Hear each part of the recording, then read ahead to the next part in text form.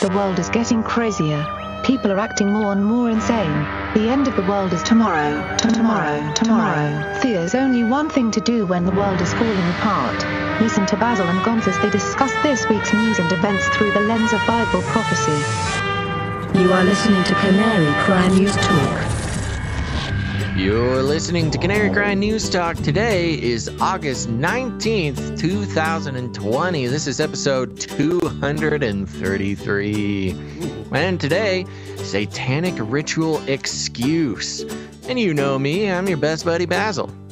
And this is Gonz. Welcome to another live streamed podcast episode where we're trying to stay not on fire. Yeah, how's it over there? A little smoky in the California area? Not exactly where I'm at, but I can see in the distance, I can see some clouds, of smoke and stuff like that. But smoke everywhere, man. I'm not even in California anymore, and there's smoke all over the place where I'm at too. It's getting hard to breathe out there, folks. Yeah, that's why they wanted us to wear the masks. See, the reverse conspiracy, my reverse conspiracy theory is coming true. It really has added an extra special patina of apocalypticism out there. The sky's covered in orange smoke everywhere. Everything's on fire. I mean, it happens every year, but you know what? Doesn't make it any less smoky. Yeah, and plus with all the stores shut down, you got the boarded up streets and stuff like that. It definitely feels post-apocalyptic. Oh, man, it's happening already. Oh, I had a weird thing happen this morning. I woke up to a helicopter buzzing my house, which was really weird. They're on you. I know. It didn't look like a super secret black helicopter, but it was flying super low. I mean, it must have only been about 50 feet up. 50? And it was super. That's like super low. That's like it's about to land on your roof there. Oh yeah, I could have thrown a rock or something and hit it. Jeez. But it was buzzing around and. But it was kind of buzzing the whole neighborhood, it was kind of doing an interesting figure eight pattern, practicing its banking turns and stuff like that. I mean, I don't know what he was doing. I went out there, started filming him, and he took a couple more turns and took off. So there you go, power of the camera. But it was a weird way to wake up. Maybe they were testing out some pre-drone stuff that we'll get into later in the show here. They're testing out a new fancy alarm clock that actually got me up this morning, so that was nice. Yeah, there you go. Yeah, that's not good. Okie dokie. Well, anything else at the top of the show here, Gonz? No, let's just get into it. We got a lot to get to. Okay, Flippy Update. Flippy Update. Do you want fries with that? Okie dokie. For those who don't know, the Flippy Update is it's our update on Flippy, the disembodied robot arm that is taking all of our jobs, enslaving our children, and flirting with our spouses. We use it as a proxy conversation to explore how robotics are sneaking their way into all of our lives, bringing us deeper into the technocracy, the coming technocracy. Today, coming from finance.yahoo.com, and the headline is titled, Robots Everywhere, Robots in the Animal Kingdom. Okay. Oh, I think we lost Basil. I lost Basil anyway. Oh, are you there? He's frozen. He's a frozen pair of eyeballs. Of course this is going to happen. I don't think we've had a stream in the last, 2-3 weeks where something doesn't happen. The helicopter got him. All right, so, he's calling me back. Let me see if I can, that's weird. He's calling me back. The Skype is ringing on my phone, but it's not ringing on the actual Skype app. That's very strange. Hold on one moment here.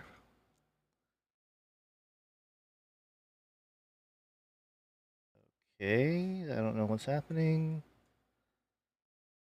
Gonna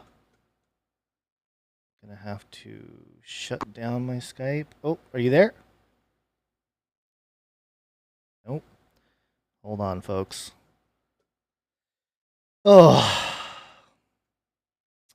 Typical issues.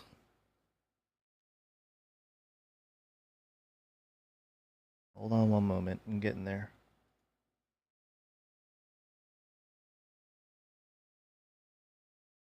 Why is everything freaking out? I can't call. There we go.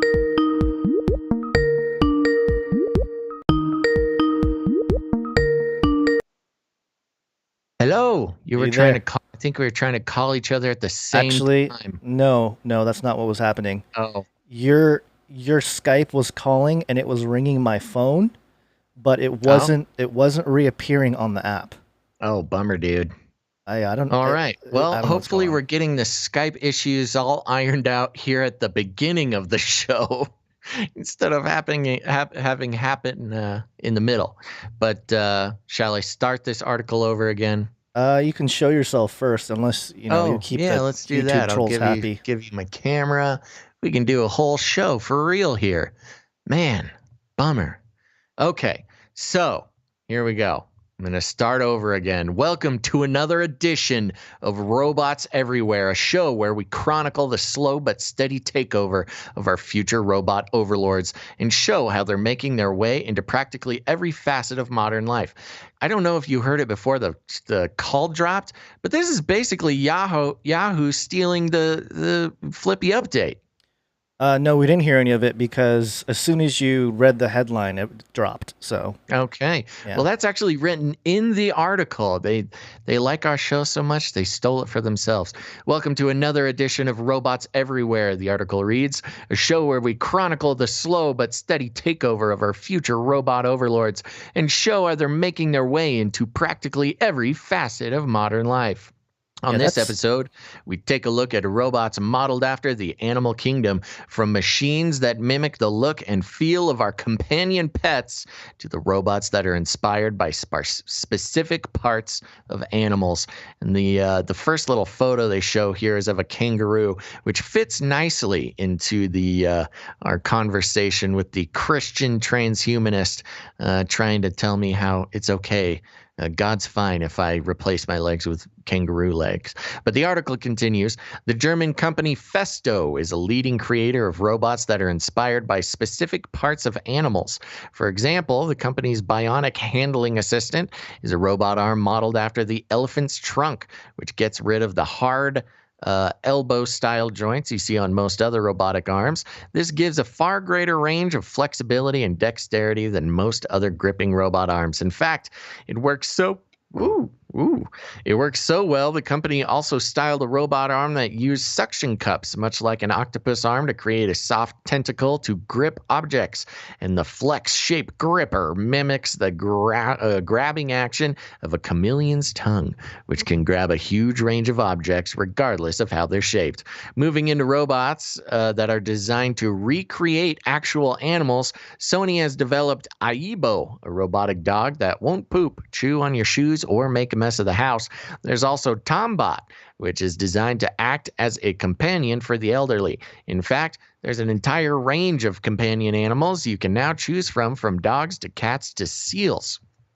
There are also robots that are animatronic recreations of real animals. These are used in movies, TV shows, theme parks, and even as research tools in the wild. Scientists have been able to use robot gorillas, dogs, tortoises to study animals in their own environment and get a close-up footage of animals in the wild. Finally, we have robots that are based on animals but not meant to fully look like the animals they're based on, such as the famous dog-like Spot robot from Boston Dynamics, which can do everything from walking downstairs to dancing to Bruno Mars. This category of animal robot also includes MIT's Cheetah Bot, an ostrich-like walker robot from Agility Robotics, and an amazing kangaroo robot from Festo.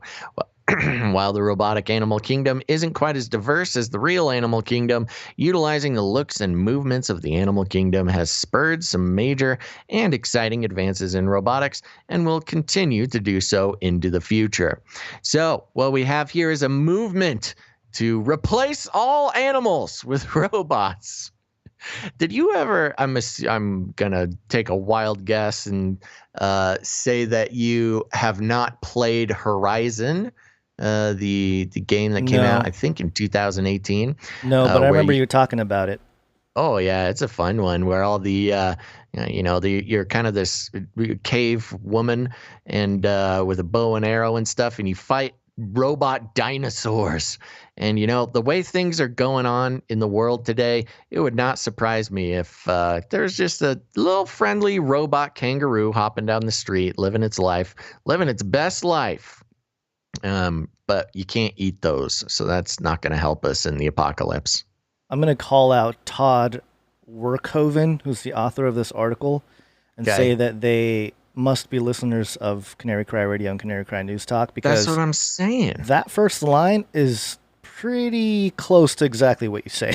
I know, Flippy. It's like taken straight from my intro to the Flippy update. Yeah, and catching on, man. I'm a tastemaker. For anybody who, there's a lot of people that always wonder, like, who's this guy, Basil? Especially if you haven't seen or listened to Canary Cry Radio or News Talk.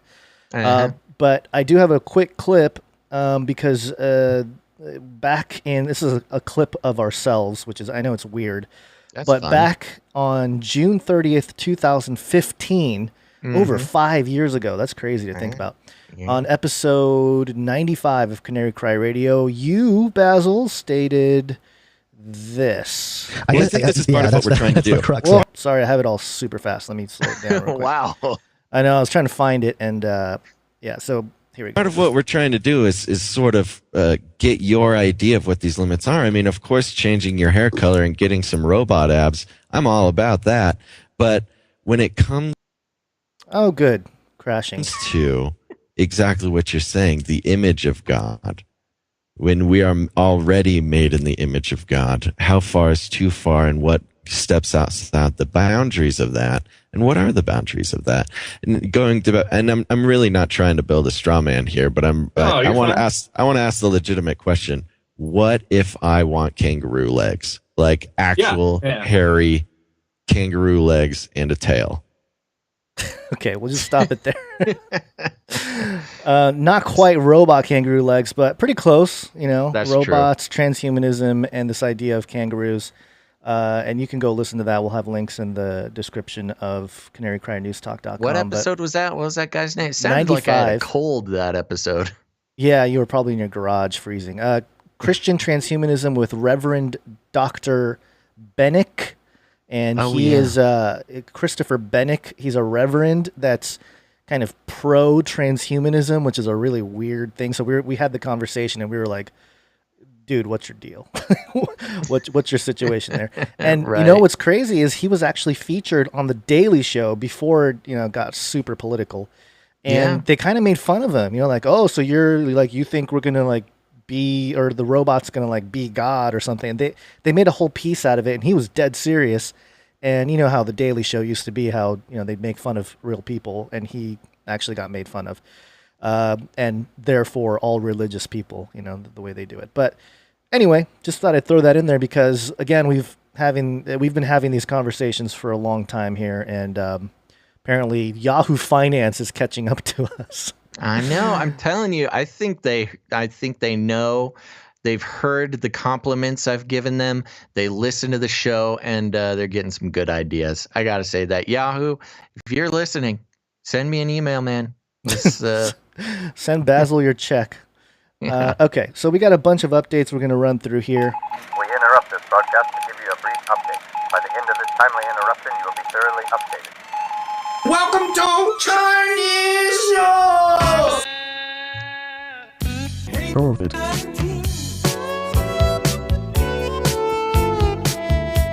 This first one comes from dailymail.co.uk. Thousands of Wuhan revelers flaunt social distancing rules as they cram into a water park at the former COVID-19 epicenter.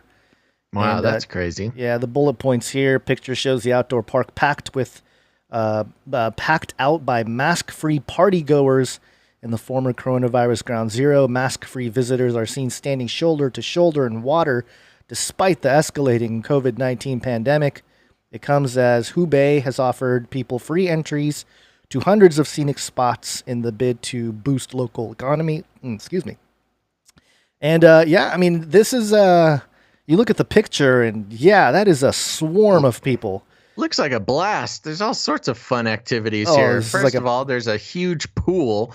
Yeah, literally filled shoulder to shoulder with people standing in the pool, no masks, watching some sort of show. There looks like there's a game where you smash ice with a hammer. There's a watermelon pool game, all sorts of fun stuff. But this is pretty wild. I mean, Wuhan being the epicenter of the entire coronavirus.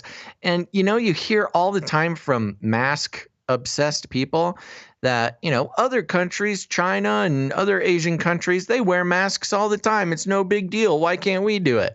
Well, what the heck? Nobody's wearing a mask in this giant, you know, there's got to be 1,000 people in this pool. You know, one of the things that I don't know why it hasn't caught on in America, and maybe it will, but, well, maybe they've done stuff like this before, but, whoa, Rona cough. It's getting me. You better get checked. That's what they zapped into you from the helicopter. They Rona'd you. Must be. It's all this smoke, man. I know. Giant concerts in front of a pool. It makes sense, especially in like the, you know, the heat of yeah. the summer. Yeah. Instead, in Woodstock, they had mud, but you know, just something different. Keeps but yeah, people from storming the stage. That's true. Yeah, but if they do storm the stage, they'll get electrocuted. That's a good point. There's another picture here of this guy. He's on one of those water, you know, those water packs that you can kind of float over. And he's got sparks flying. Yeah, the jetpacks, you mean? The jetpacks, yeah. The sort of jetpack, water-powered jetpack thing. Yeah, I mean, this is pretty insane. I don't know. This is bad optics or good optics, whatever it is. I'm browsing this article to see if they have any explanation to why this is okay. Well, because it's the Wuhan. And it's dailymail.co.uk, so you're going to get more of a right-leaning type of response to all this. But anyway, you know, that's, of course, in the West here, we're going to use this as ammunition to say that, you know, it's all nonsense, which, at this point, we're burning up, and the sun's coming down super hard, and the Ronas. So, you know, good luck. Did Basil freeze again? Ooh, I think Basil froze again. All right, well, I will go on to the next thing here as we try to figure out what's going on with Basil. COVID.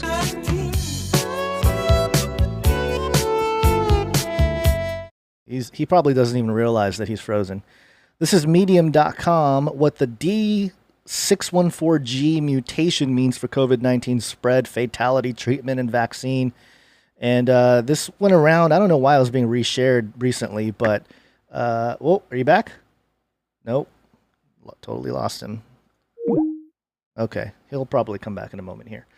But yeah, there's another mutation. Oh, he wants me to call him. Gosh, this is just really annoying. Oh, no.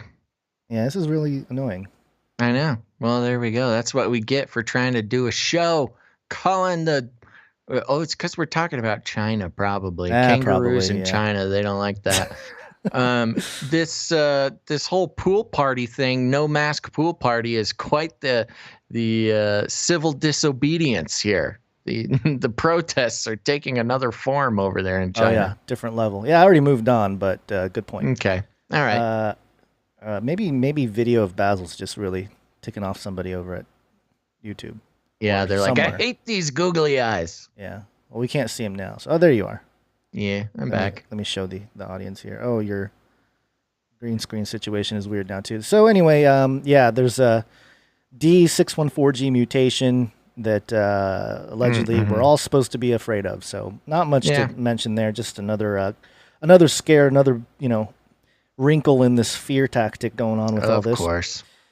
And let's move on here because I'm going to fly through a couple of these headlines because, you know, Basil, we're in a race war. The race war. Race war. I've warned you and warned you and warned you. I almost lost my cool when I saw a couple of these headlines here. First one, Fast Company. Systemic racism is a nightmare for plant and animal diversity too, says major study. A major study. This is a 1 minute. Major. Yeah, it's a 1 minute read, so I'll just fly through it here. A new powerhouse study in science finds that systemic inequality leads to a horror show, not just for communities of color, but for surrounding wildlife and biodiversity. Researchers from the University of Washington looked at 170 studies to analyze how systemic racism impacts surrounding ecology. In a word, catastrophically. They found that poor urban communities of color, also low on biodiversity while high on rodents. I thought they were going to say high on something else. Disease-carrying pests and temperature. The latter is known as the, quote, heat island effect, where areas with less natural water and greenery have higher temperatures, which in turn fuels the negative effects of climate change. The paper is largely a call to scientists for adoption of racial equality as a cornerstone of environmental health. That is some that's some rabbit trail logic right there. This is some homogeny of it's crazy. Bringing together all kinds of stuff. I don't understand. What am I missing about this? How is it racist? What exactly is going on? Just listen. Redlining and other discriminatory housing practices lead to neighborhoods with fewer trees, plants, and animals, often near dumping or industrial sites, which leads to more pollution, and a downward ecological spiral ensues. Quote, I hope many of my senior colleagues would start to rethink how they do their science, and for those scientists coming up, that this gives them the platform to say, no, this is a legitimate question. How do we reduce, minimize, abolish racism in America? Lead author Christopher Schell, assistant professor of urban ecology at the University of Washington in Tacoma, said in a release. He points to research that studies urban and rural environments without accounting for communities' demographics. He hopes that measures like affordable housing, urban green space, and public transportation become standard environmentalist issues, and that scientists will realize their power in both inadvertently supporting and, in the future, abolishing white supremacy. Wow. So, yeah, this is out of control.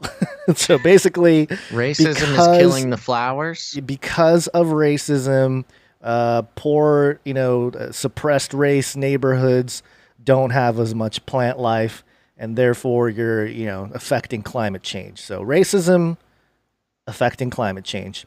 Wow. There's some serious homogeny of all the different things coming together. You thought that was bad. Oh, geez. CNN, CNN.com. Black newborns 3 times more likely to die when looked after by white doctors.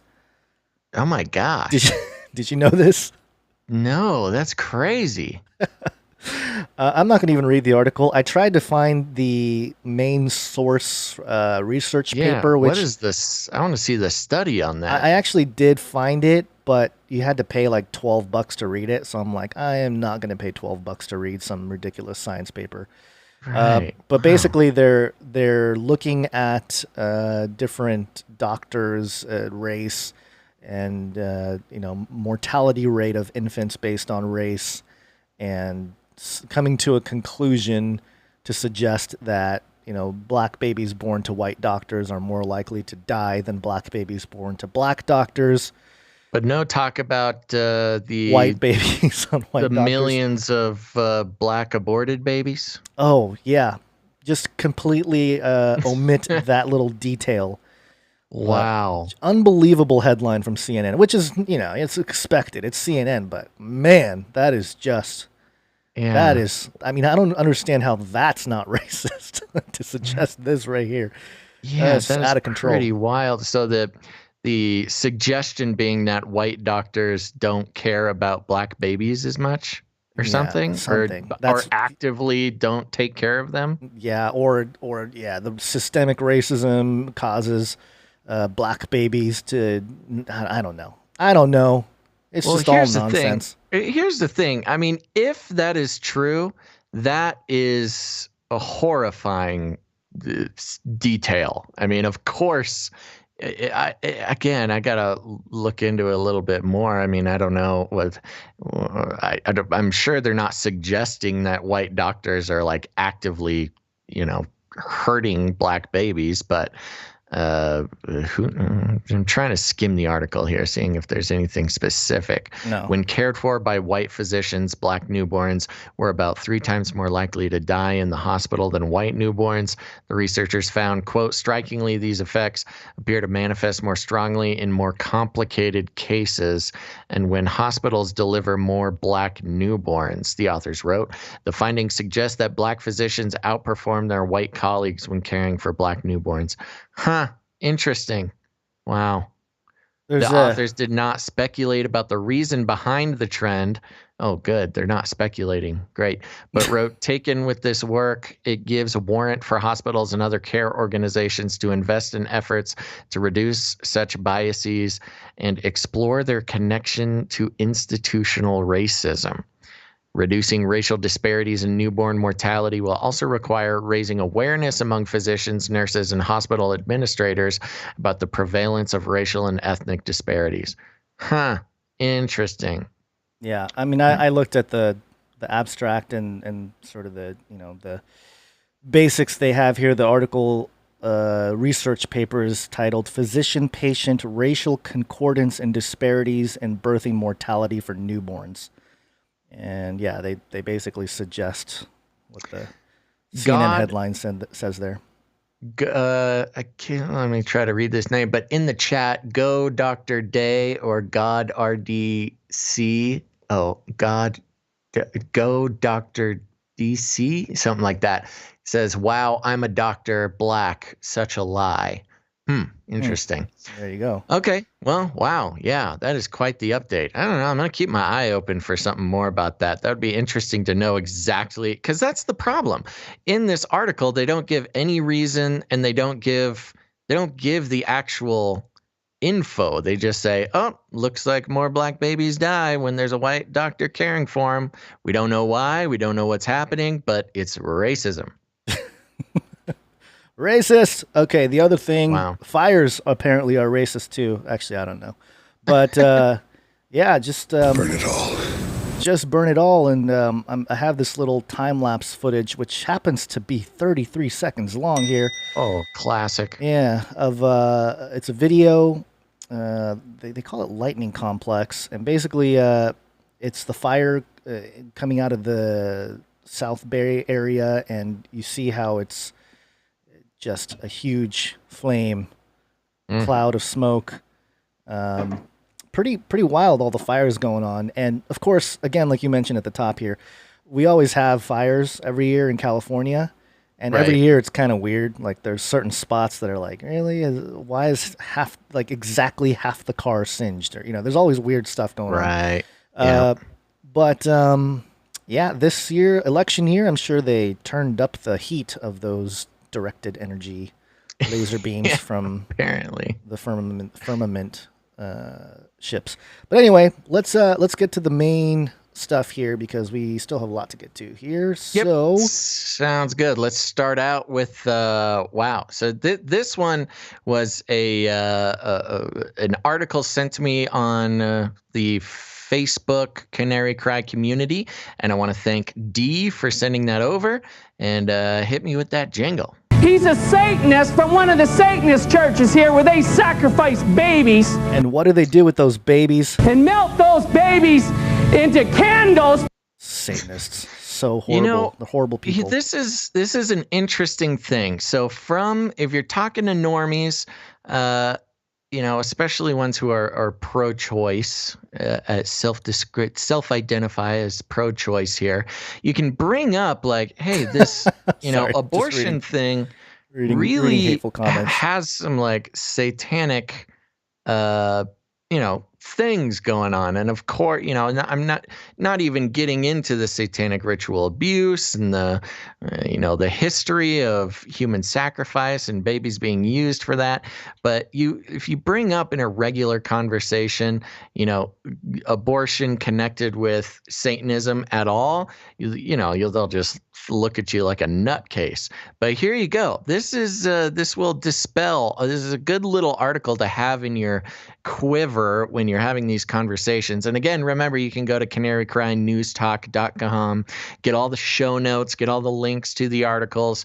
If nothing else, just save them, archive them, because a lot of these things are going to be good to have around when you're having conversations. This is straight up from announcement.thesatanictemple.com. Okay, so we're getting this straight from the source here. And this isn't an article, it's a full web page, but the headline of the web page is Satanic Abortions Are Protected by Religious Liberty Laws. In accordance with the Religious Freedom Restoration Act, first trimester abortions are now exempt from unnecessary regulations for all individuals practicing the Satanic Temple's religious abortion ritual. Yikes.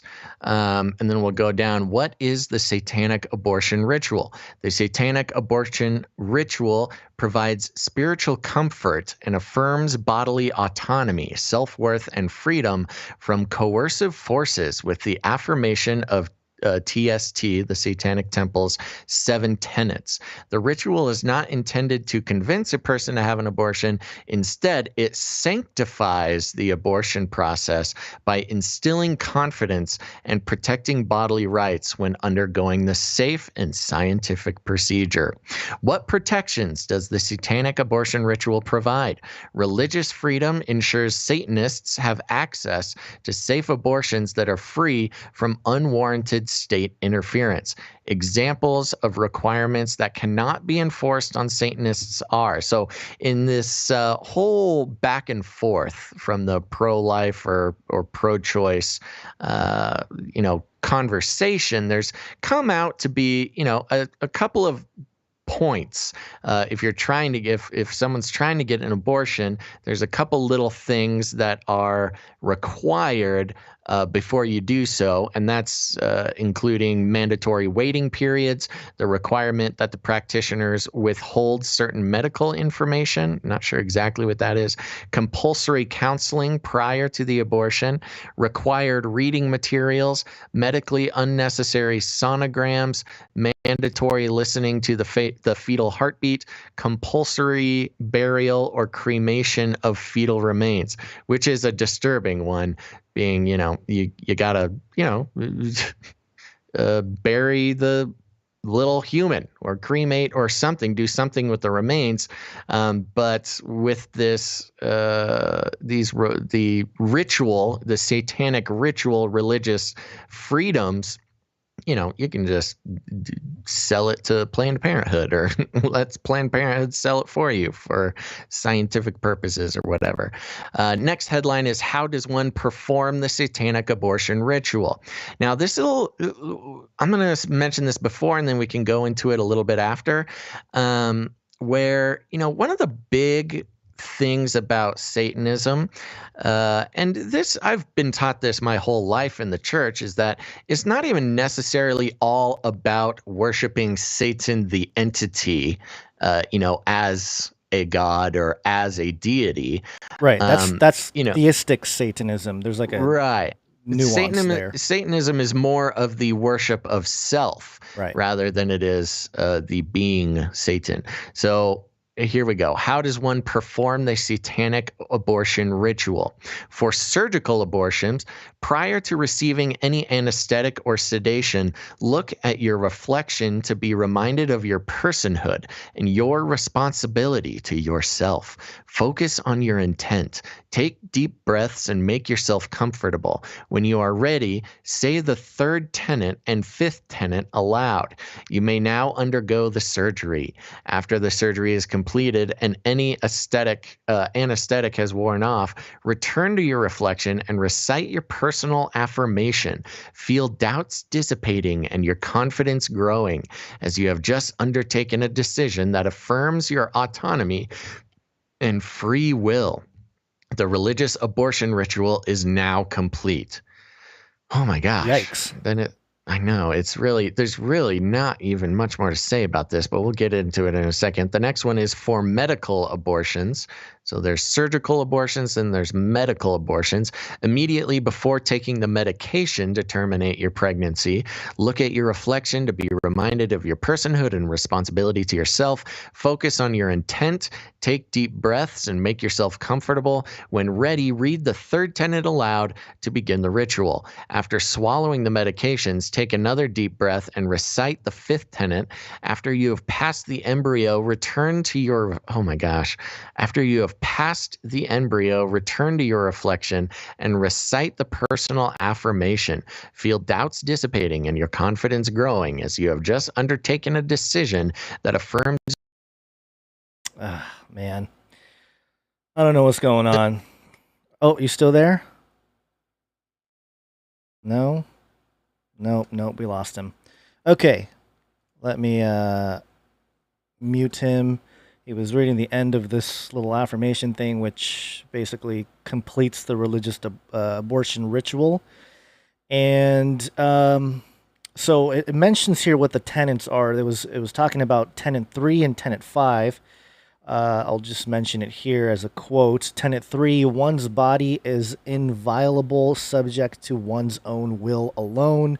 And tenet 5, beliefs should conform. Oh, you there? Nope, not there. Beliefs should conform to one's best scientific understanding of the world. One should take care never to distort scientific facts to fit one's beliefs. Hold on, gotta call Basil back here. Oh my goodness. This is really I know, this is crazy. Bad day for the connections. So, did you read the tenets yet? I did. I was reading the personal affirmation as the last one here. My body, my blood, by my will, it is done. Oh my gosh. Yeah, pretty crazy here. Yeah, this is pretty dark. And then it continues, how is the satanic abortion ritual legally protected as a federally recognized religion? The Satanic Temple utilizes RFRA, which is the Religious Freedom Restoration Act, and the Hobby Lobby precedent to protect its members from unnecessary abortion regulations that inhibit their religious practices and force them to violate their deeply held beliefs. And then it goes into the laws and stuff like that. I don't know. Maybe we should go through it. But the first, you get it. You show it on camera there. But mentioning the First Amendment's Establishment Clause and Free Exercise Clause in several state religions. Freedom Restoration Act protects religious practices and beliefs from government interference. State laws, this is the law. State laws governing abortions commonly serve no medical purpose and do not result in better health outcomes. Therefore, they unlawfully hinder access to the satanic abortion ritual. Next steps, we have no plans or intent to sue a clinic for not respecting our rights unless they defy a court order demanding that they honor our exemption request, et cetera, et cetera. Yeah, so there you go. Then there's a whole frequently asked questions area there, but I think we've heard enough. Let me give you my video here. There we go. Yeah, so pretty wild. And again, going back to the fact of the matter, which is, the deep misunderstanding by even a lot of Christians, but also just the general public, that Satanism is not necessarily the worship of Satan himself, but the worship of self, and turning this into an actual sanctioned abortion religious ritual, being their way to take away a lot of the friction that a woman looking for an abortion would have, stepping past a lot of those other little interstitial steps and requirements.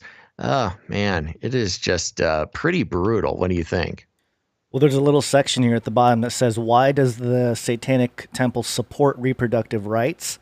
And it says the mission of the Satanic Temple is to encourage benevolence and empathy, which is kind of like, all right, what's benevolent and empathetic about killing babies? Reject tyrannical authority. All right, okay.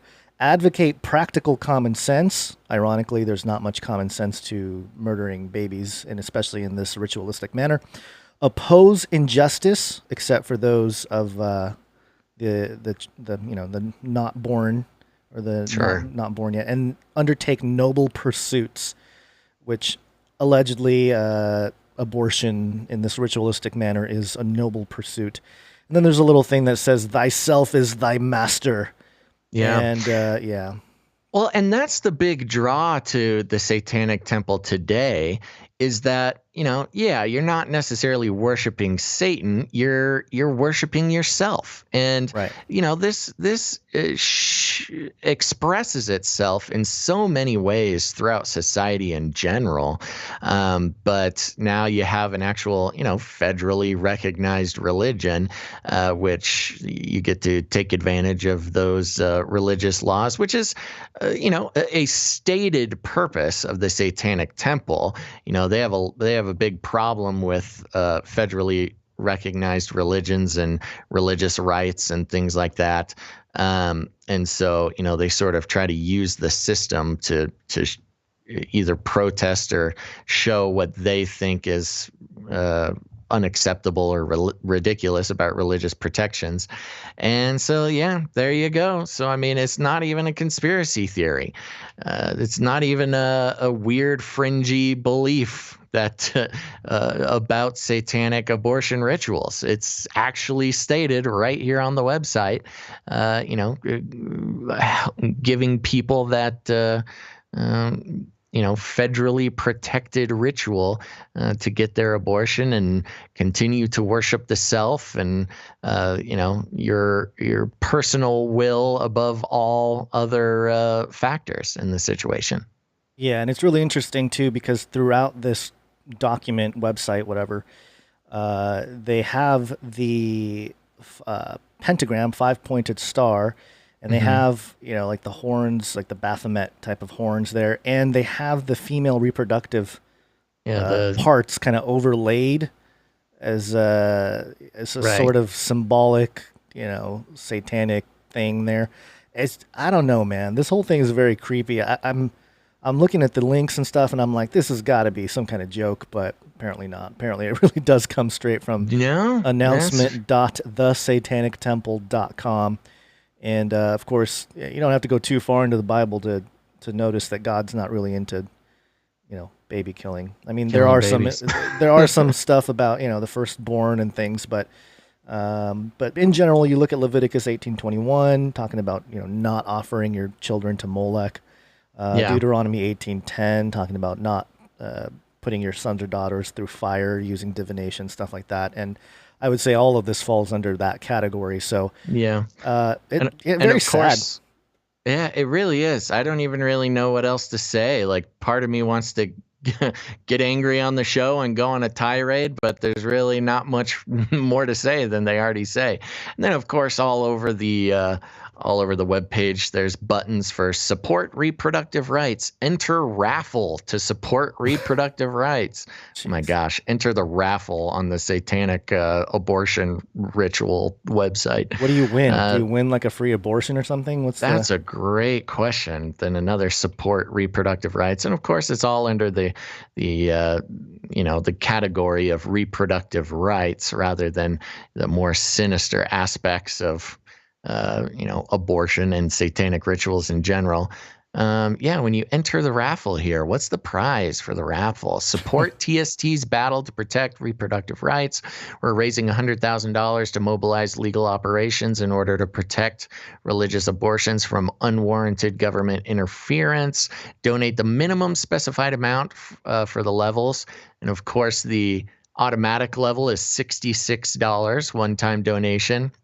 There's a $666 donation. Seriously? Oh my God. Yeah. Wow. It's grand prize. One person, minimum donation, $200. Oh my gosh. The grand prize is win a free abortion. Oh my The gosh. Satanic Temple will cover the medical expenses for your pregnancy termination up to $2,500. This prize is transferable. Oh, so you can, You can pass it give a along. free abortion away. Oh, great. My gosh. And then second place in the raffle is win a meet and greet on Zoom with the Satanic Temple's co-founder, Lucian Greaves. Third place, win a signed Baphomet sketch by Lucian Greaves.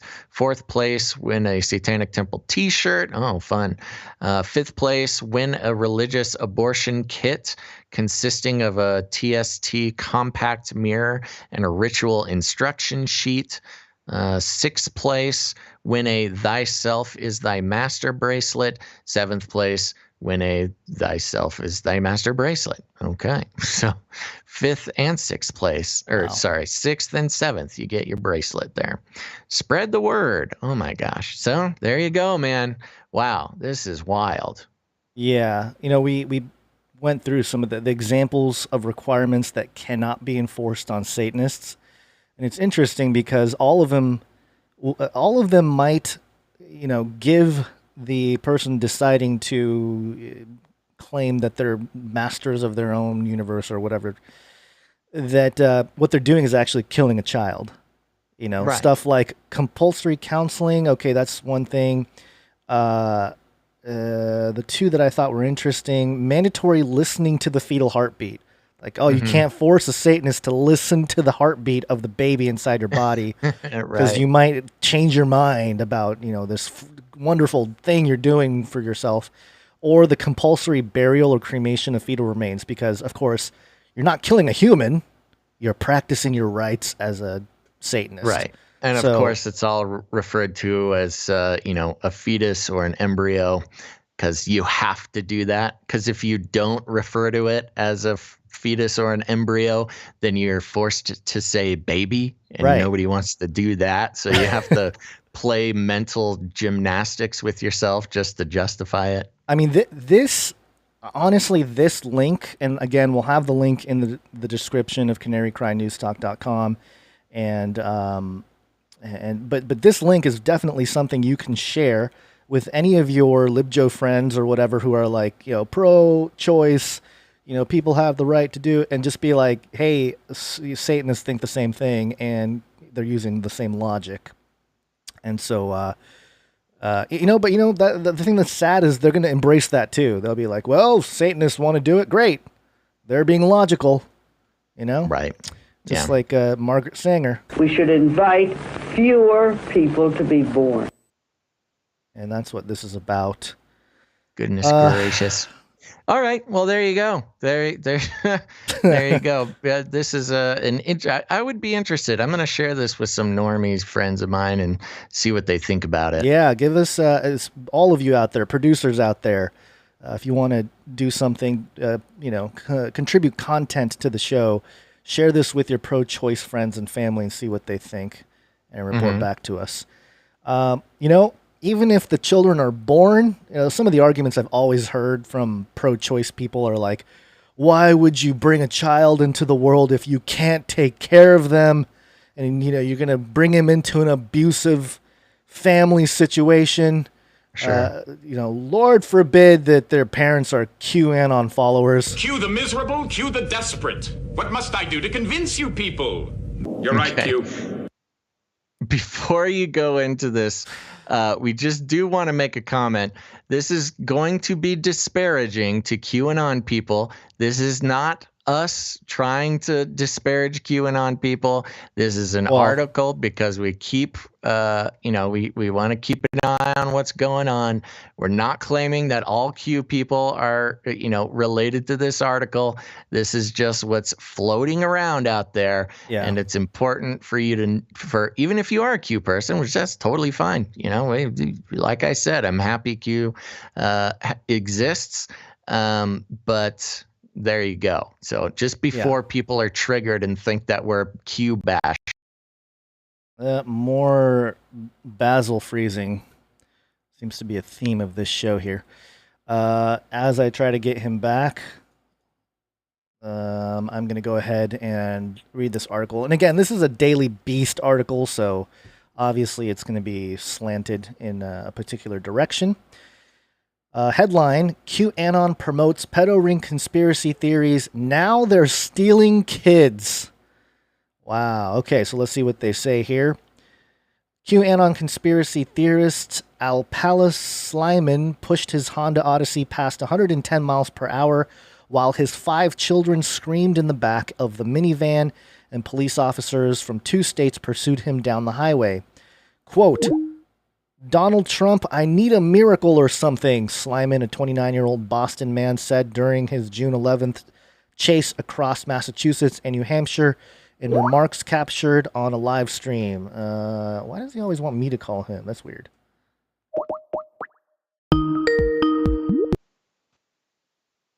This is getting annoying, huh? I know. I'm just not going to mention it. We're just going to keep moving. Okay. QAnon help me. QAnon help me. It's not clear what set off the police chase, but Slyman appears to have been convinced by QAnon theories that the government was out to kidnap his children, which is interesting because, anyway, let's keep going. Inspired by videos he had watched online, Slyman warned his children during the chase that the police were coming to abduct them or maybe just shoot them in a staged killing. In return, they begged him to pull over.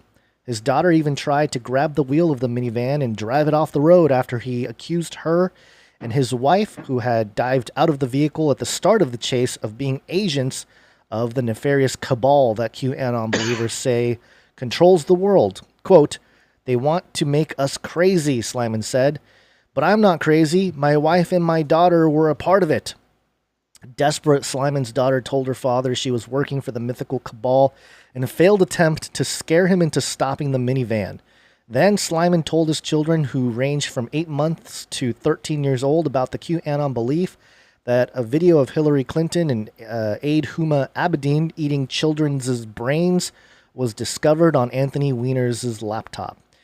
Days earlier, Slyman had watched a video pushing exactly that claim on a YouTube channel operated by Timothy Charles Holmseth, a QAnon promoter who claims to work for a secretive government agency called the Pentagon Pedophile Task Force. There is no pedophile or Pentagon Pedophile Task Force, but there is a but there in the middle of the high-speed chase, Slyman spouted that baseless claim to his children anyway. Hillary's demonic, Slyman said. I know about Hillary cutting open a 10-year-old and Huma Abedin. New Hampshire police blew out Slyman's tires, but he kept going. The chase only ended when Slyman crashed into a police cruiser, then drove his minivan into a tree. Slyman was arrested and now faces 3 felony counts in New Hampshire. His 5 children were unharmed. Thank God. At first glance, Slyman appears to be just the latest loony loner allegedly driven to crime by QAnon, a list that already includes an armed man who blocked a bridge near the Hoover Dam with an armored truck in a terrorist incident and 2 alleged murderers. But the video of Slyman viewed before his police chase came from a more specific organized campaign.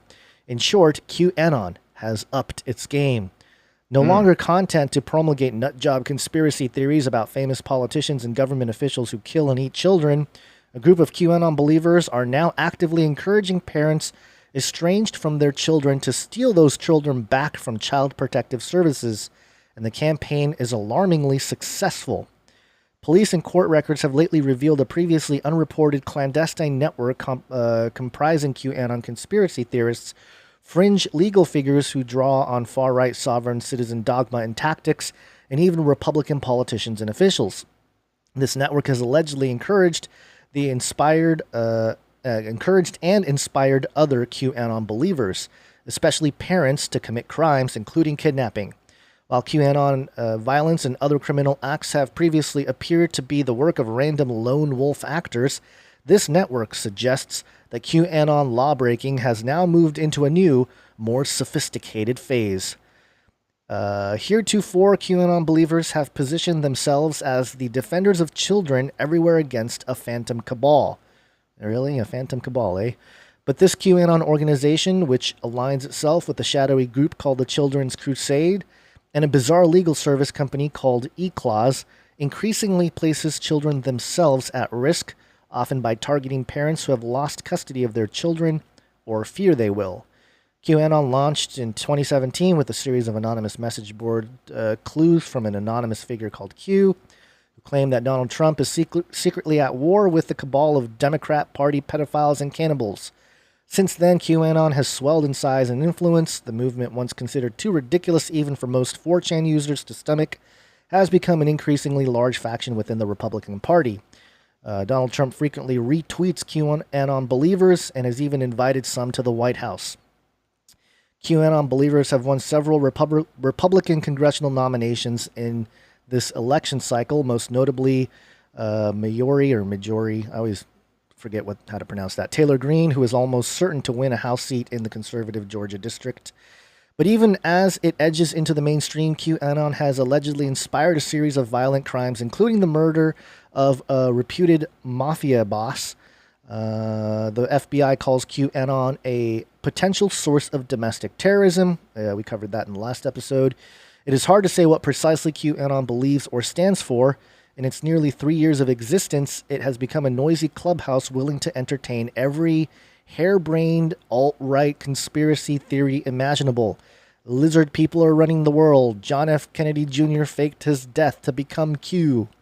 But one of QAnon's most explosive and successful allegations has been that Hollywood celebrities and top Democrats sexually abuse and torture children, often to drain adrenochrome, a substance QAnon believers claim keeps the powerful alive.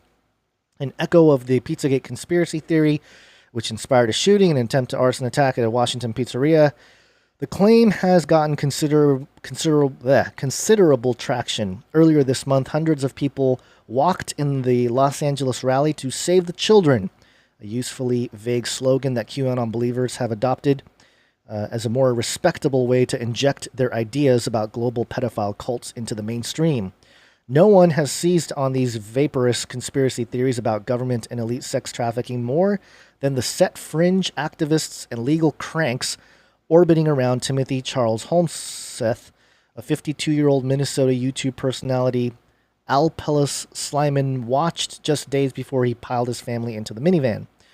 Holmseth is a self-proclaimed face of the Pentagon Pedophile Task Force, a government group, according to Holmseth, that is sanctioned by the president. Quote, Timothy Holmseth is the only reporter authorized to report original content for the PPTF, he writes on his website. There is one man between Timothy Holmseth and President Trump. The Defense Department spokesperson confirmed to the Daily Beast that there is no such thing as the Pentagon Pedophile Task Force. Still, Holmseth's profile grew this spring when he became the leading source for viral claims that tens of thousands of abused mole children had been rescued from underground prisons underneath New York City. Even as the claims circulated on social media, none of the supposed mole children or their parents ever appeared. There's not one of them out there who said, yeah, we're glad our child is rescued from this giant underground war, said Craig Sawyer, a former Navy SEAL and anti-sex trafficking activist who has also been targeted by Holmseth with baseless sex trafficking allegations. Craig Sawyer, by the way, made that film. Oh gosh, we promoted it, or at least I mentioned it in a previous episode. I'm totally forgetting the name of it, but basically he's actually out there catching people who, try to solicit underage sex partners. Holmseth, who drives a car with Q written on the windows, has kept up his video and writing output, even though he's currently a fugitive himself, wanted on an arrest warrant for violating a restraining order. He continues to make his slanderous video uploads, often shot within his car. Critics have accused him of relying on free Wi-Fi networks and fast food restaurant parking lots as he stays off law enforcement radar. He's on a Wi-Fi at McDonald's telling people to donate to the Pentagon Pedophile Task Force, said Miko Hayes, an independent journalist who has tracked Holmseth's activities. While on the run, Holmseth recorded a video urging his fans to shoot Child Protective Services staffers who come to their homes. If somebody comes for your children, you've got a Second Amendment. Use it, Holmseth said in a video. One of Holmseth's principal allies is Field McConnell, a 7-year-old Navy pilot, who has become a leading promoter of the QAnon idea that CPS agents are stealing children. McConnell, a Wisconsin man prone to wearing baseball caps and loudly munching on snacks during his live streams, hardly looks like the face of a far-right conspiracy theory movement, but he sits at the center of a web of QAnon believers in the United States, Canada, and United Kingdom, several of whom have been charged with crimes. After leaving the Navy, McConnell worked as a commercial airline pilot. He retired from Northwest Airlines after refusing to take a mandatory neurological exam to keep his job while alleging that Boeing had rigged planes to explode in 9/11-style attacks, according to court records. Thanks to the claim, which McConnell pressed in a series of lawsuits, he soon built a following on the far-right Patriot circuit as a 9/11 conspiracy theorist under the handle Able Danger, a reference to the Able Danger intelligence community effort to uncover Al-Qaeda cells before the 9/11 attack. As QAnon fueled by phantom allegations of child sexual abuse and trafficking, however, McConnell pivoted to promoting QAnon and panic about government sex trafficking networks. Quote, "If he was ever a seasonal professional, he's losing his darn mind now," said Sawyer. In lengthy, rambling videos filmed in front of a backdrop of Bible verses, McConnell and his associates began to lay out QAnon theories, proffering lunatic legal schemes to mothers who had lost custody of their children and threatening specific individuals with violence. The videos soon became a hit with fringe conspiracy theorists. McConnell and his allies also urged viewers to donate to their various causes and legal fights as he talked about his dream of a McConnell Veterans Ranch, a bizarre plan where military veterans and rescued victims of child sex abuse would live at a Texas ranch under McConnell's guidance.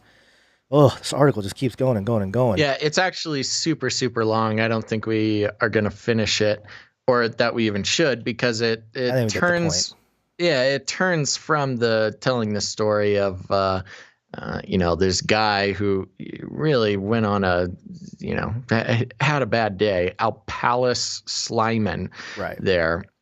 And he's 29 years old. It was crazy, very young guy. And had, what was it, 5 kids? 13-year-old. Yeah, 5 kids, and he's 29 years old. He started early. Yeah, impressive. So there you go. And the rest of the article is just a big old breakdown about, how Q and anybody who believes or supports in Q are, evil people trying to take down the whole country in one way or another. But it's interesting. I think this is on par with the Comet Ping Pong guy as far as how it's being played to the public. And then, of course, making a lot of generalizations about Q, people who believe in Q, Pizzagate, believer, I don't even know what the right word is, but people who are aware of the Pizzagate category. It's all wrapped up into crazy Q conspiracy theorists, which is, one more step in this whole thing about if you don't believe the official story, that must mean you're a Q head, which must mean, that you're a crazy person who's going to shoot up a pizza restaurant or, go on this sort of high-speed chase with your kids in the car. And, when you connect this to, of course, CPS has been a, pretty regularly hated organization for taking people's kids away. And certainly there are, situations where kids, are not in a best position with their parents. I don't think that's the majority, but I mean, yeah, if you've got, a couple of meth addicted parents who are not taking care of their child and the child, is left in squalor and, you got a 3-year-old left to fend for themselves while their parents are off getting high. And certainly that kid needs help. But the worrisome part about it, and where the real criticism of the CPS system gets involved, is when kids are getting taken away for, reasons that are not equal to parents, being some sort of drug addict or something. There's lots of reports of CPS taking kids away when there was almost no legal reason to do so. Then you match that with the CPS people in Arizona who were wearing T-shirts that said professional kidnapper, all this kind of stuff. It makes sense where, somebody, their first instinct is going to be to protect your child. And again, if you truly believe that the government is trying to take your kids away, of course you're going to do something to protect them. Now, I don't think it was a good move for his daughter to. Well, it says she's 13, trying to do something to stop the car, trying to stop Dad from going too crazy. But right, but yeah, she played into it, agreeing that she was working for the government, and so was her mother, which. Is a great way to keep somebody on their mission to rescue their kids. But this is very interesting. And the generalizations going into it, the more demonization of people who don't believe the official story, along with the, FBI categorization of possible domestic terrorism, this is not a good situation. No, and I remember the name of the person, Nancy Schaefer. She was the one that was exposing the Child Protective Services actually, meddling with the system and trying to traffic children and stuff like that. And she was the one that was found shot dead in her home along with her husband, Bruce, and it was labeled a murder-suicide. And which is, it's always the most, the easiest way out in terms of trying to silence certain people. And, maybe the CPS as a whole, most people that get involved with that kind of thing usually want to do what's right for the children. Yeah, they're social workers. And that's what I was trying to say. Obviously there's some issues with CPS and tied up with, the child trafficking situation. Yeah. But I'm not going to say that every kid needs to stay with their parents for whatever reason. There certainly are situations where kids need to be taken out of a bad situation, but there's a lot of room for what is the word I'm looking for? A lot of room for funny business going on there. Yeah. And also, we reported a story a few weeks ago about wasn't it a CPS group that put baby thief or whatever on their shirts? Professional kidnapper. Kidnapper, and thought it was funny. So, there's a lot to be criticized there in general anyway. But I think when you have these types of, and this whole idea here of this, these people they profiled, I'd never heard of these guys. The video of these, pedophile task force thing. These seem like Q adjacent type of stuff. Like it's not exactly QAnon posts or the majority of Q followers. These are people who took advantage of the movement and started their own sort of eccentric type of offshoots, which is a thing. It is a thing. A lot of people have taken the QAnon train and have spun off their own type of interpretations or worldviews, so to speak, and decoding some of the Q posts and stuff like that. But I had never heard of these two people that they profile in this article, and of course they're trying to frame it as like, see, look at these crazy Q people, and the whole thing reminds me of the COINTELPRO program that they had in the 50s and 60s, which I think is still going on, which was basically the FBI. It was a counterintelligence program where they infiltrated certain groups that were against the United States government. And, they try to neutralize those organizations from within instead of a direct head-on type of confrontation. And so they bring in people that could discredit the whole group. And we, our thesis has been that it's going to be, this type of thing will be used to discredit anybody. And, they threw in the whole, this other guy who had Bible verses in the background, just include that little detail in the article just to make the suggestion that all these people, these religious right, crazy people, are all the same. You know, they're all part of this wild fringe conspiracy theory situation where they believe all this nonsense about child trafficking.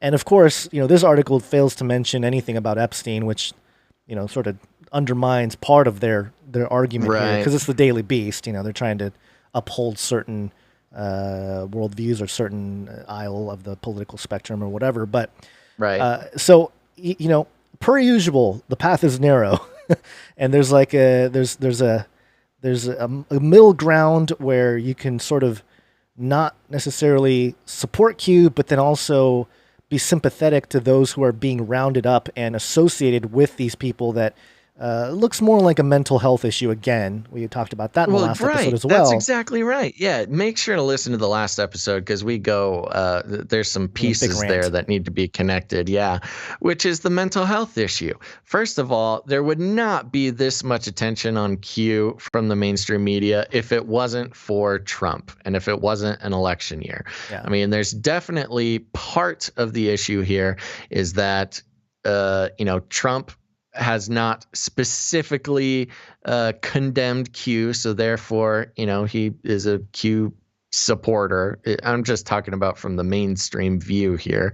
Of course, there's some connection, alleged connection between Trump and Q, but from a mainstream point of view where you don't think that there's some sort of crazy conspiracy theory really going on, basically Trump doesn't condemn Q, so you need to demonize all Q supporters, which there are millions. It's crazy how big that movement has gotten, partly because, you know, there's a Q for every you know, whatever flavor you're looking for, there's a Q for you. But again, that's from another show. But it's all about homogenizing people who might vote for Trump into almost literal demons. Yeah. And, you know, of course, the election has a lot to do with this. And, you know, it's just more part of the divide and conquer situation where you take one obviously mentally unstable person and you apply that to everyone who disagrees with the official story. And so this is very interesting. So basically we've got you know, Trump, the fascist conspiracy theorist. And what do we need to get rid of him?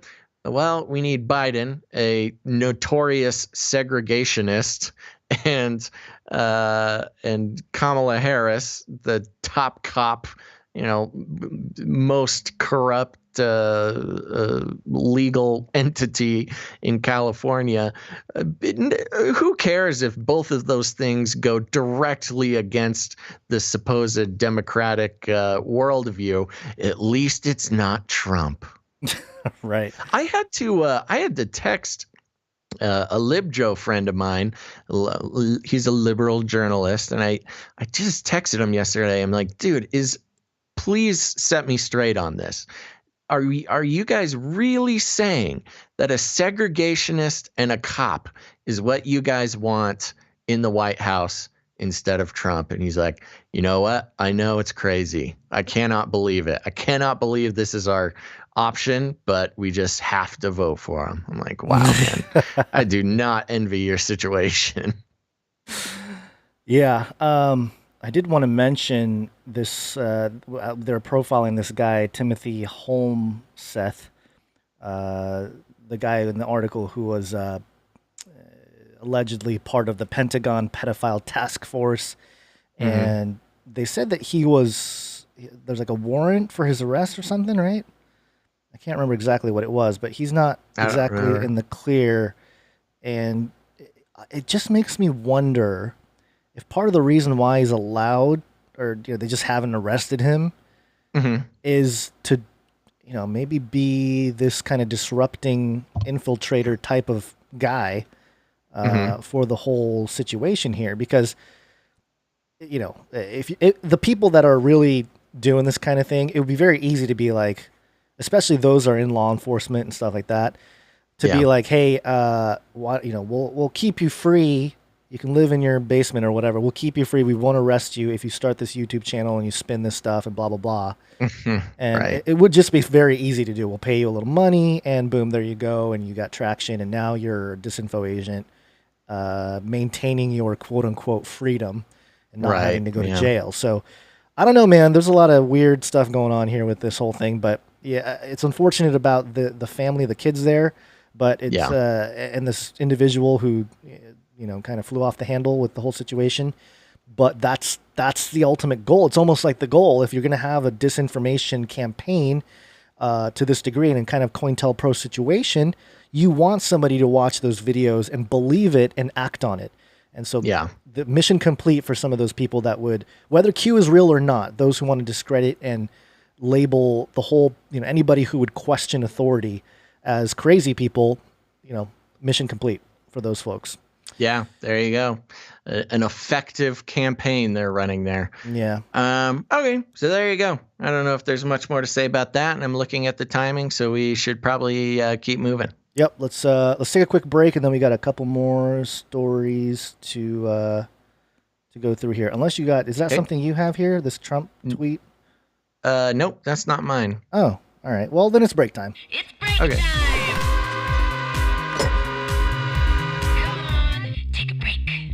Okay, brothers and sisters, we're just going to take a really quick break, but do not go anywhere because after the break, we've got some AI, some artificial intelligence news in the military-industrial complex. That is a little bit worrying and also kind of cool to watch.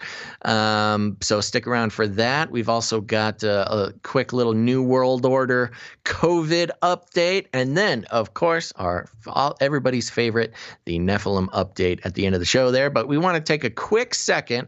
Don't go anywhere. I want to thank some of our new Twitch followers for heading over to twitch.tv/Canary Cry Radio and following us there and watching the show live. So Gons, you ready? Got your dinger ready? Yep. It's right here in my hand. Okay. First of all, thank you, Be Happies. Woo, Be Happies. Thank you very much. We got Reeves 787. We got J Goji. We got Tavika. We've got Elon's Musk 32. Thank you, Elon's Musk. Denchi Protogen 89. J Tribe. Flanked 1. That's right. And I think that's all of them for today. So thank you so much for following us over on Twitch. Really helps us out. And let's see next. Gons, you want to thank some producers? Yeah, let's do it. We got a bunch of people. Yeah, Not a bunch. A handful. No, short list today, but that's okay. It makes the break shorter, and we get to fit the show into the allotted time. So here's the thing, folks. If this is your first time, let me tell you what's going down. We run on the value for value model, which means we make the show. We do it a few times a week. We like to think we do a pretty good job. And if you find value in what we do, any value at all, you are presented with the opportunity to put some value back into the show. Nice little circular thing here. We put out some value. If you gain value from it, then you can help us keep going. And you're not just a donor when this is the case. You are a producer, because this is the real world. When you help pay for media to be created, you are a producer of that media.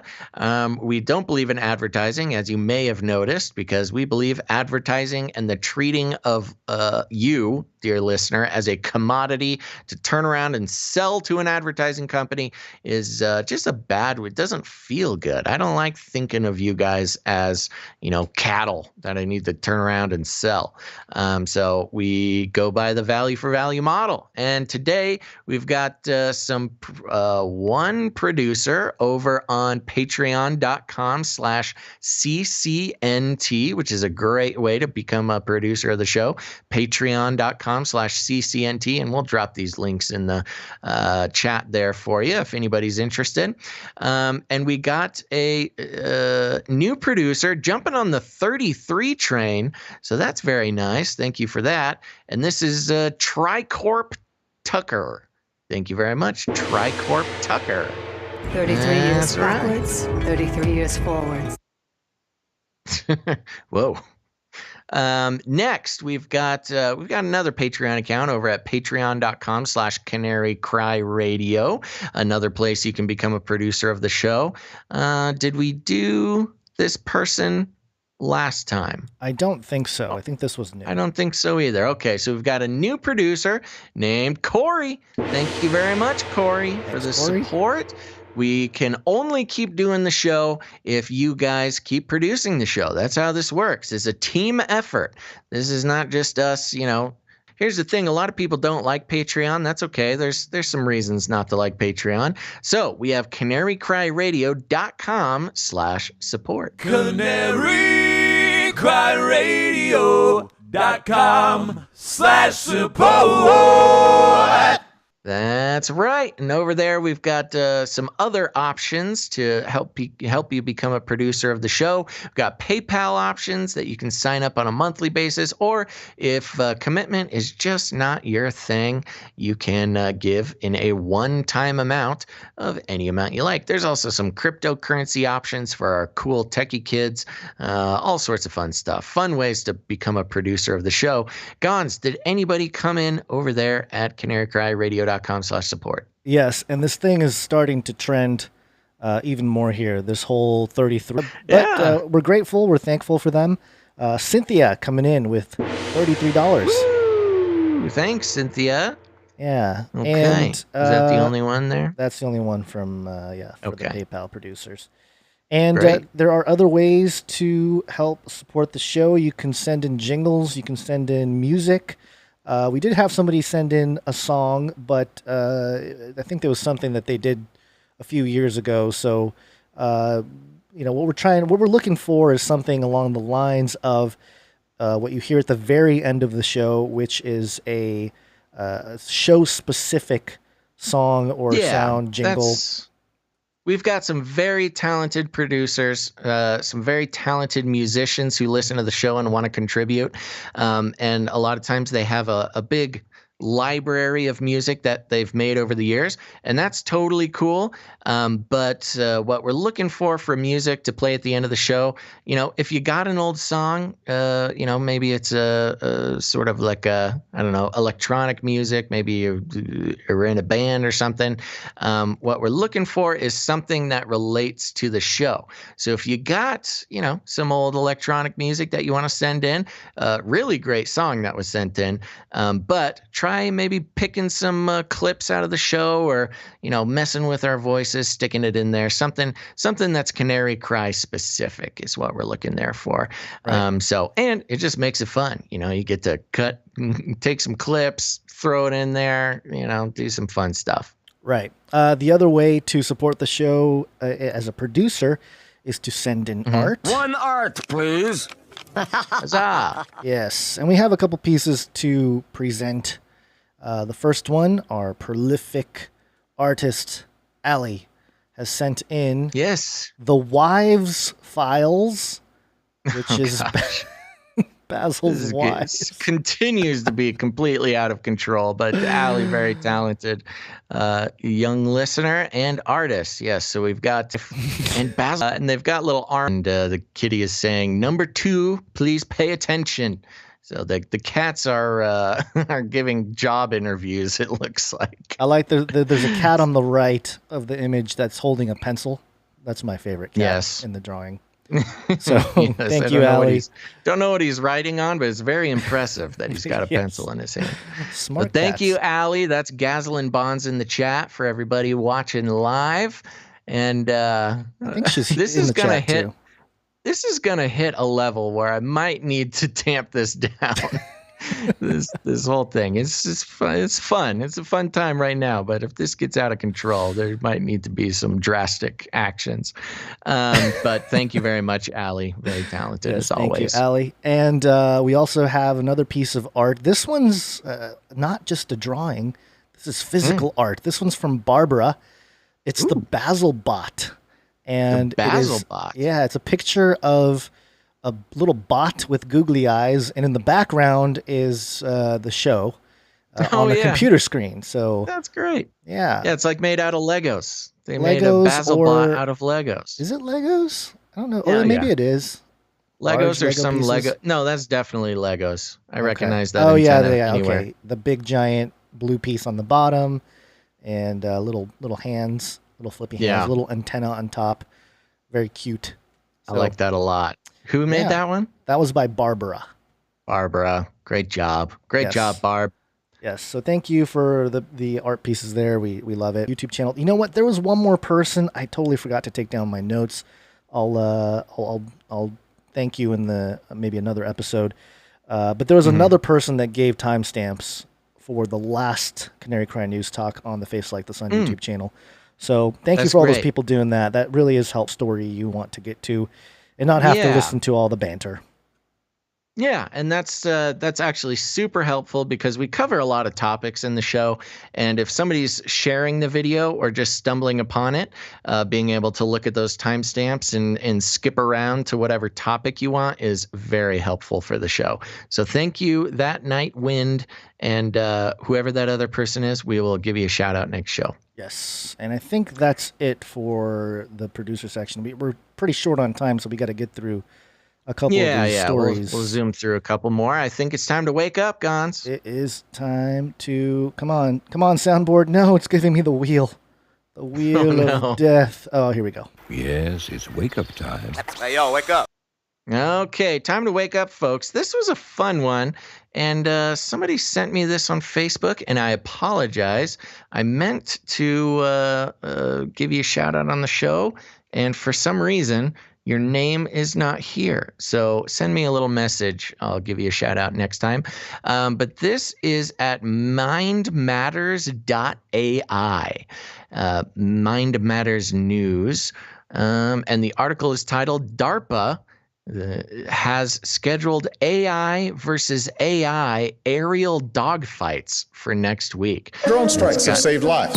Can we shoot them down if over our property? Drones.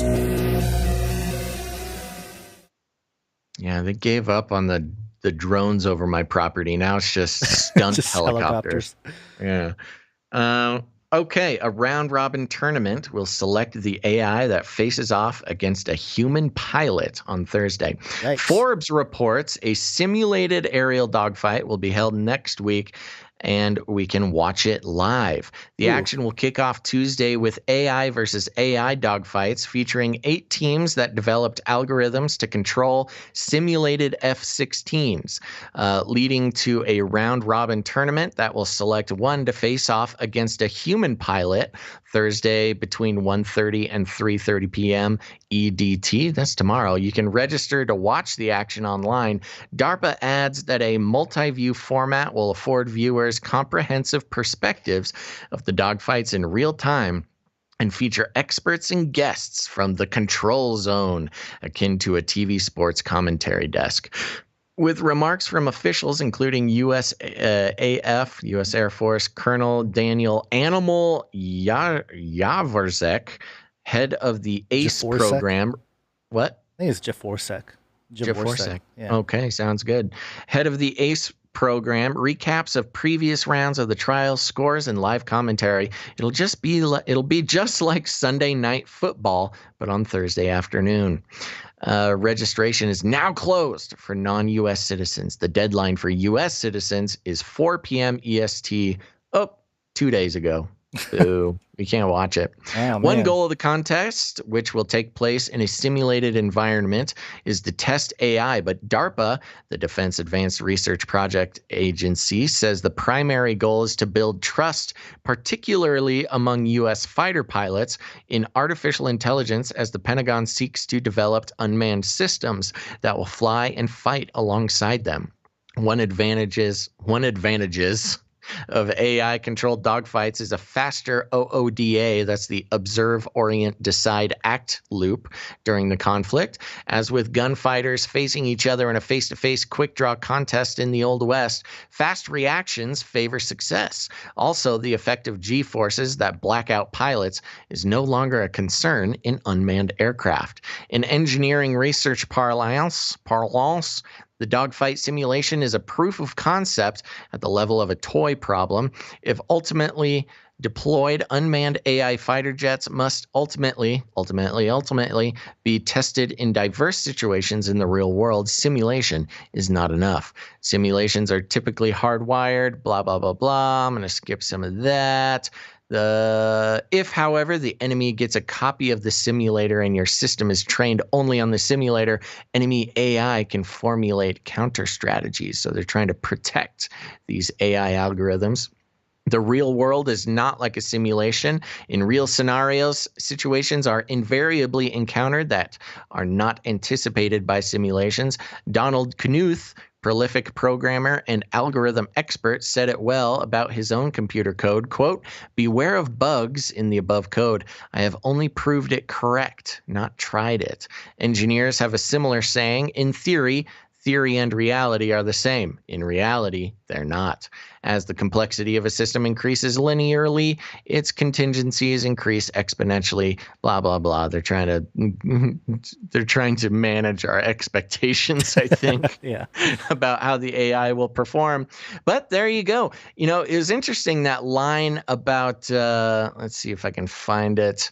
Can't quite find it off the top of my head here, but it talked about how this is a trust building exercise between pilots and the AI. I imagine that, I saw Top Gun. I know what kind of competition happens there in the in the Air Force, especially with the hot shots flying those F-16s around. So I'm sure that F-16 pilots are pretty wary of AI pilots. So I thought it was interesting that this was a trust-building exercise. And to see, it's kind of a, what was that old American folk tale about Paul Bunyan? Yes, building what is it? In competition with the steam-powered machines. Right. Paul Bunyan versus the machines. That's kind of what this is, only for F-16 aircraft pilots. And it's interesting because, there's already AI, and there's a lot of software that already flies the planes, especially like commercial jetliners and stuff. Commercial pilots are no no stranger to artificial intelligence flying planes. But I imagine that this dogfight, Air Force combat, I'm sure there's a lot of uneasiness about letting AI come in and fight alongside the human pilots. Yeah, we'll see how it goes. Hopefully somebody can report back on this because I know it says registration is closed, but maybe somebody in the military maybe can. Yeah, somebody hook us up with a stream key or something. Either us or somebody that can get in. But it'd be cool to live stream it, do our own commentary. It would. Talking over those. Who needs flying experts and U.S. Air Force colonels and, people who know what they're talking about. What we need is some idiot with googly eyes talking about how the robot overlords are coming. But this is a big step in the artificial intelligence warfare, which we like to keep an eye on as well. Because right now, there's AI that flies drones, predator drones and stuff like that occasionally. But to actually have it in a fast-paced dogfighting thing where there's also human pilots in the air with them is a whole nother bag of chips. This is the precursor to the Star Wars situation with R2-D2, sitting in the back of your X-Wing fighter. Oh, yeah. This is like an early version of that. Yeah. Yeah, interesting. Yep. All right. There you go. I thought that was an interesting thing to bring people's attention. Cool. Well, this story will run through quickly here because, of course, the New World Order is here. Oh, it's the New World Order. It's here. Classic. COVID.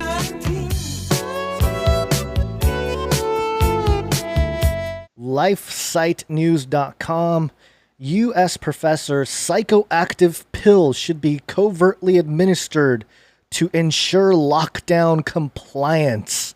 What? Oh, yeah. They're going to give everybody mushrooms, acid, so you're not so bored inside your house? Real quick. Yes. Epony Blaze in the chat says they should do actual dog fights with the Boston Dynamics dogs. There's a good way to protect the animals. Yeah, very good.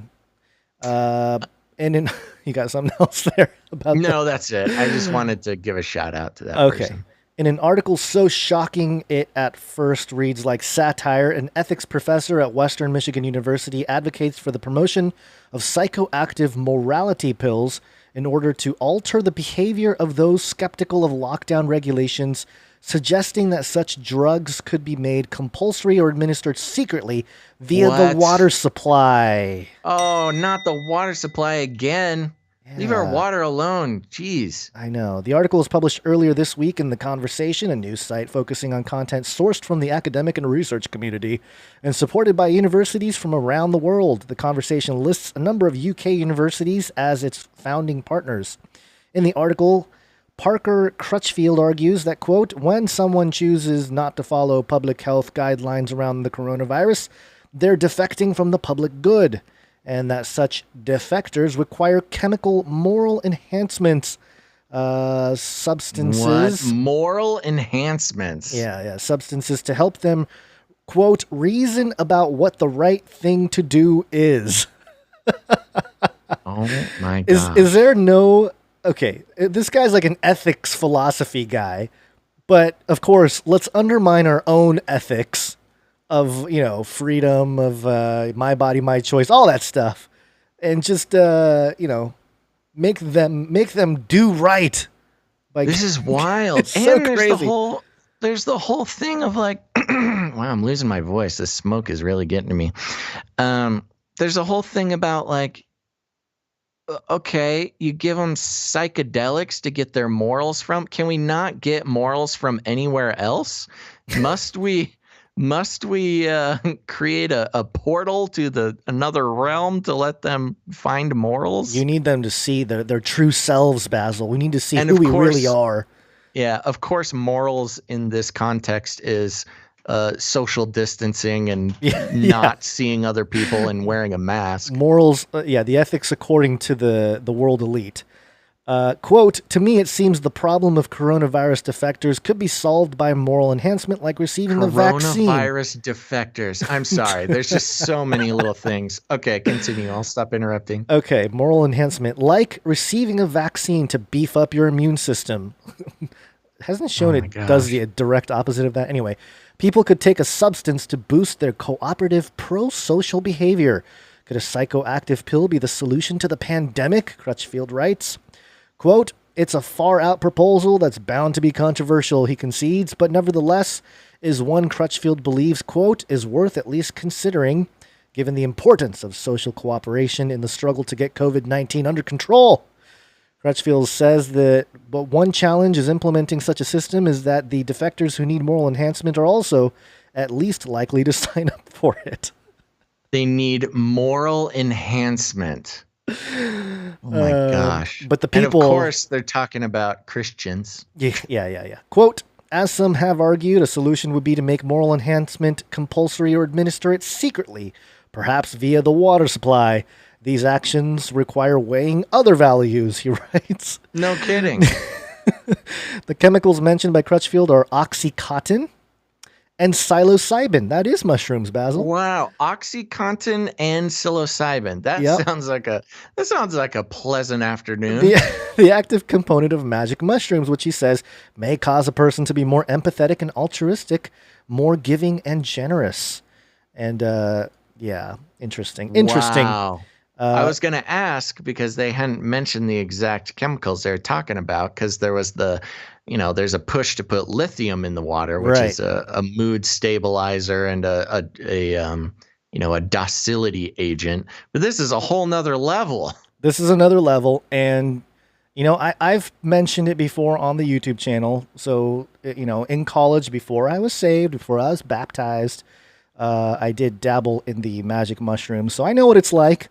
And I got to tell you, I don't know that it enhances moral behavior. It might make you want to. Actually, this is bad. I think it would make you want to go outside more. Like be with nature and stuff. Yeah, right. I don't think it would be like. You don't want to be trapped in your house. Yeah, that's the last thing you'd want. Unless you want them to tree. go crazy. But okay, anyway. Now, did you say OxyContin? Yeah, Oxycontin. Okay. Yeah, somebody in the one. chat is trying to say we meant oxytocin. No, that's a hormone. No, it is oxytocin. It is. It says oxytocin? oxytocin. Yeah. Oh, so that's okay. That's the loving hormone. The loving hormone. Yeah. But again, so hormones and magic mushrooms. But that's great. Still, these things don't promote a kind of social distancing. If anything, it would be like, taking down the barrier more. Like, hey, I want to feel the love. Well, Let's give each other hugs. I could imagine the oxytocin, because you get oxytocin from hugging people and being around people you love and stuff like that. So maybe there's an oxytocin depletion by keeping people in their house. So if you you supplement that, then they give them the wouldn't be feeling. Okay, right. Yeah, all right. So they don't actually need a hug; they get a chemical hug. Yeah, wonderful. Anyway, so the article goes on here, but that's kind of the point here. This credible scientists suggesting magic mushrooms and oxytocin administered to people to ensure that they're lockdown compliant. They can get their morals. That is a whole nother level of crazy, man. Holy smokes. I mean, it's bad enough, of course, with the fluoride and potentially lithium. I mean, this can't happen. There's no possible way. I mean, I guess it is. The CIA, I mean, lots of intelligence agencies have tested secretly dosing communities for decades. Yeah. I mean, LSD. And that's declassified. That's not even conspiracy theory. That's on the books, admitting to dosing water supplies, food supplies, all sorts of stuff. A lot of it, LSD being their main experimental drug. So, it's actually I wouldn't put it past them. They've been doing those experiments for at least a half a century. Yeah. Well, they want to do it officially now. No point in hiding it now. Just let it all out. So there you go. We got one more story here, which is actually a Nephilim update. And this is a little deconstruction here, a little critique, and a little pet peeve of mine. BeliefNet.com. 5 scientific theories that mesh with faith. Science and faith are not mutually exclusive. And it was written by Stephanie Herzenberg. And she goes into, just kind of the various theories, the Big Bang Theory, supernovas and star death, gravitational time dilation. Then there's a section on extraterrestrials. And here's what it says. Aliens are everyone's favorite astronomical phenomenon to debate. Is there life on other planets, or is Earth truly unique? While there's currently no proof that humanity is not alone, the increasing number of Earth-like planets that have been discovered mean there are good odds that there is life somewhere else in the universe. Whether that life is intelligent or simply single-celled organisms that are the extraterrestrial equivalent of an amoeba is a different question entirely. Either way, however, the idea of alien life so captures human imaginations that many people have wondered if the existence of extraterrestrials could fit within current theological ideologies. The truth is, they would. Nowhere in the book of Genesis does it say that there is no life anywhere other than Earth. Instead, it mentions another race of beings called the Nephilim. And apocryphal versions of Genesis, which I thought was a weird way to mention that. Apocryphal versions of Genesis state that there were children that Eve tried to hide from God. God in turn sent these children away and separated them from their human parents. Weird. Could these have been the mothers and fathers of alien races? Oh. What? Okay. There's also the fact that extraterrestrial life does not have to be advanced or intelligent. These verses in Revelations, not Revelations, plural, it is singular, book of Revelation, and it's the revelation of Jesus Christ. So pet peeve, big time pet peeve. These verses in the book of Revelation sound a great deal like the fate of the earth when the sun expands and collapses. Perhaps alien life has begun on other planets and will truly take off once Earth is erased. It's not a very, anyway. Other religions are even more accepting of the idea of extraterrestrial life. Many indigenous and folk religions deal with gods, spirits, or star people who come from space. Some Eastern religions believe in multiple forms of sentient life, such as the hungry ghosts of Buddhism. These could be interpreted to be forms of alien life. So basically, she's pushing a one-world religion as part of this whole possibility of pushing extraterrestrials and how you can meld faith and science, and of course, can't do that without mentioning the Nephilim. Nephilim update. Nephilim update. Nephilim update. Okie dokie. Well, thank you for that. That was a good one. It wasn't just a book somebody was writing. Fantastic. Yeah. You know, I was I was looking at this and the about page, because I was like, what is BeliefNet.com? And it says here about us, the most comprehensive online resource for inspiration and spirituality. And it says BeliefNet inspires you every day. Were you inspired, Basil? So inspired. So inspiring. Okay. They did it. They did it. They did. They inspired me to not read this blog.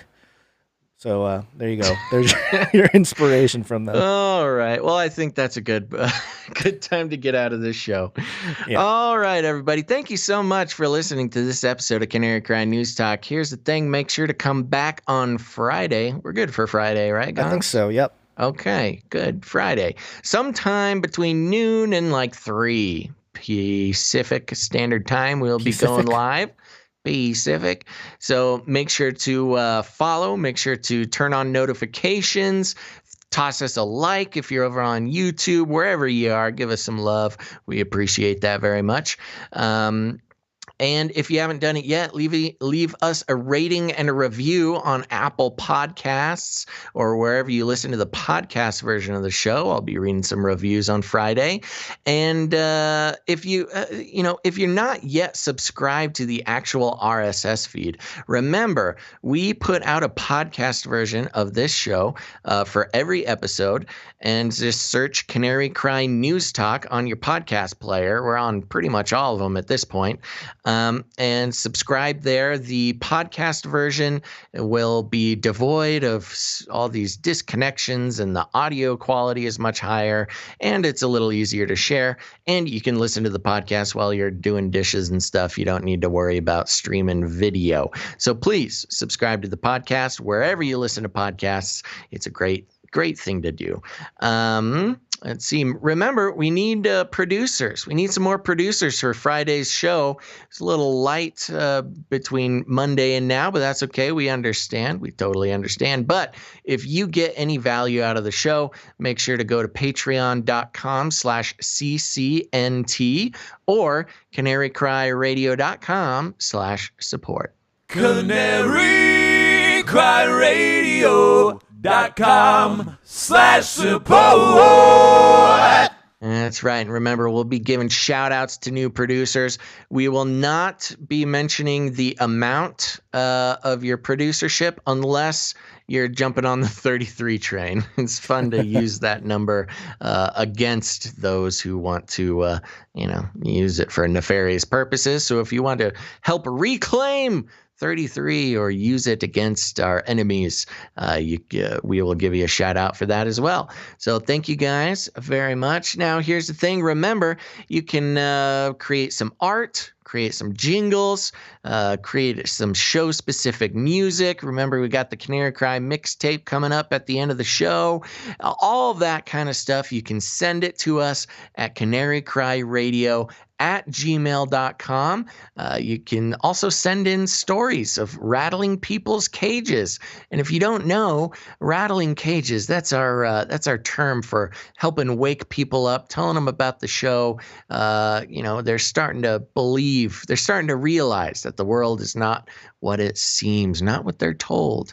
And so you just go ahead and rattle their cage. And if you need any more instructions, here's what you do. You walk right up to them, you grab them by the cage, and then you shake it. The end of the world occurred pretty much as we had predicted. I want to shake things up, stir up some controversy, rattle a few cages. Hey, stop that! You'll never silence me.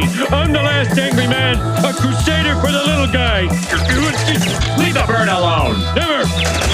Rattle a few cages. Rattle a few cages. The human race will have every opportunity to improve. And if they don't? Ask Noah. There you go, folks. Okay, make sure to tune in again on Friday, sometime between noon and about 3 Pacific Standard Time.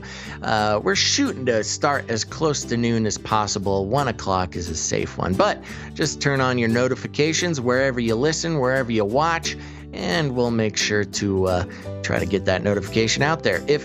Here's the thing, if you enjoy YouTube better than anything, you should still follow us on Twitch and turn on notifications. It's really a shot in the dark if YouTube is going to send you a notification. So that's a good way to go. All right, folks, that's all we have for today. Thanks for listening to this episode of Canary Cry News Talk. Make sure to tune in next time. But until then, think outside the cage. Rattle her cage a little bit more. Canaries in a cage. It will kill. Aliens. Aliens.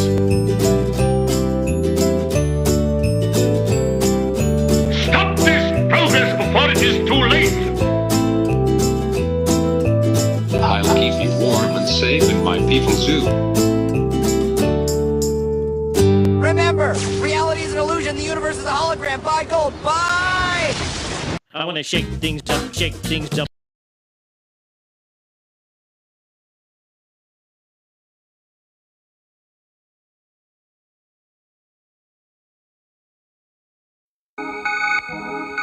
In the